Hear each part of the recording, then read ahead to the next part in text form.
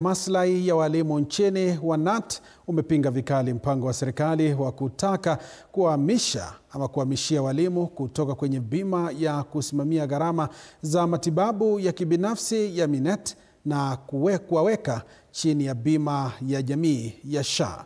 Katibu mkuu wa chama hicho kaunti ya Makueni, Benson Ndambuki, amesema hatua hiyo ni hujuma kwa walimu, kwani wafanyikazi wengine wa umma wamewekwa chini ya bima za kibinafsi. Ameonya tume ya huduma kwa walimu nchini TSC kuwa huenda hatua hiyo ikalazimisha walimu kuandaa mgomo wa kitaifa Januari mwaka ujao kupinga pendekezo hilo.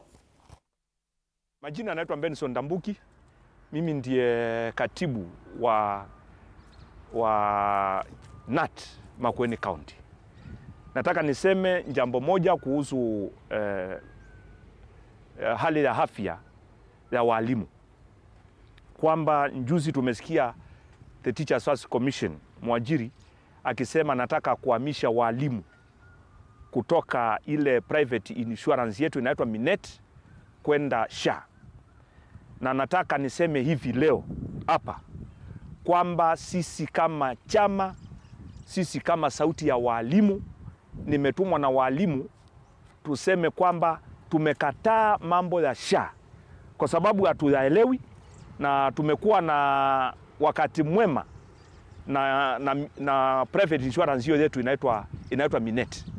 Tumeona Minet ikifanya evacuation kwa walimu on critical illnesses, imewapeleka mpaka ng'ambo, na kwa hivyo hatuelewi kwa nini sasa tunataka tutolewe kwa Minet tupelekwe kwa SHA. Tunaendelea na kusema kuuliza serikali hii maneno ya SHA ishughulikiwe sana, kwa sababu tunaona hata wafanyikazi wa serikali kama walimu wanasema hata wao wataki kuingia kwa SHA, wakae na ile na insurance ile yao. Ni ya kwamba unaonekana mahali kuna shida. Tunaomba serikali itengeneze, ihakikishe ya kwamba hii SHA inafanya, kama ni kufanya ndio watu wetu waache kuwa na shida. Nimekuwa na wazazi wengi wakiniambia tumejaribu hii SHA ifanyi. Tunataka kuambia serikali ihakikishe ya kwamba SHA inafanya kazi, na kama si hivyo turudi kwa NHIF vile tulikuwa nayo mbeleni.